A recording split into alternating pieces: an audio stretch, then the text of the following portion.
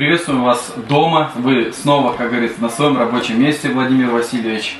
Как вы съездили в Москву? Как вам съезд организации «Дети войны»? Мероприятие понравилось, все было так сделано на достойном уровне. Собрались 69 делегатов, председателей правления «Дети войны». Мы хорошо поработали, приняли изменения в устав, решили бороться до конца, чтобы все-таки на федеральном уровне был принят федеральный закон о детях войны, чтобы те дети, которые во время Великой Отечественной войны не доедали, не досыпали, работали наравне со старшими людьми, получили достойную поддержку. Наши дети войны ничего не должны просить у государства. Государство должно обеспечить детей всем. Что вы для себя подчеркнули в первую очередь на таком крупном всероссийском мероприятии?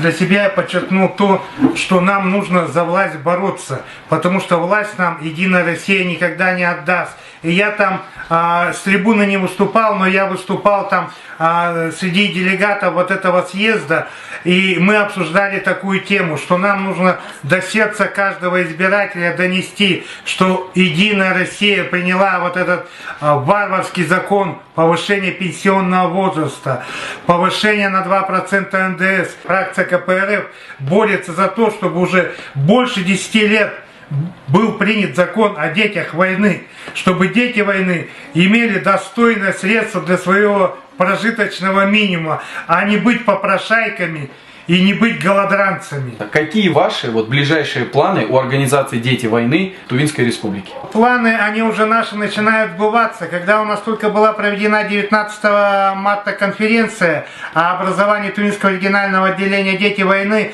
мы сразу же обратились с обращениями к главе правительства нашей республики, председателю законодательного Верховного Хурала парламента Республики Тува, и мы получили обнадеживающие ответы, что они сделали запросы в пенсионный фонд и начали разрабатывать закон. Я думаю, наши депутаты от Единой России понимают, что этот закон нужен не нам, коммунистам, не Единой России. Этот закон нужен детям войны.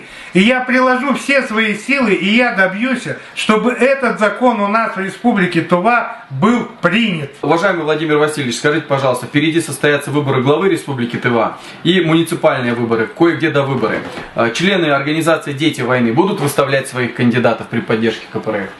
Ну, если кто-то у нас изъявит желание, конечно, потому что это получается люди с большим жизненным опытом, с большой жизненной позицией. Да, мы будем выставляться, и даже если мы не будем выставляться, мы будем работать только на коммунистическую партию. А это, извините меня, это очень огромная сила, это больше 5000 человек. Владимир Васильевич, какие ваши пожелания нашему старшему поколению в преддверии столетия образования Тувинской Народной Республики? Ну, самое главное пожелание нашему старшему поколению – это самое главное здоровье. Это самое ценное, что может быть у наших людей, потому что здоровье не купишь ни за какие деньги. Ну и, конечно, побольше доплаты к пенсиям. Вот это самое главное.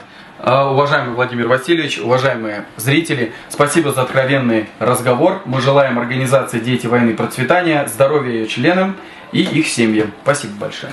Мы желаем «Дети войны», чтобы Коммунистическая партия Российской Федерации на выборах победила. Ура, товарищи! Победа будет за нами! Ура!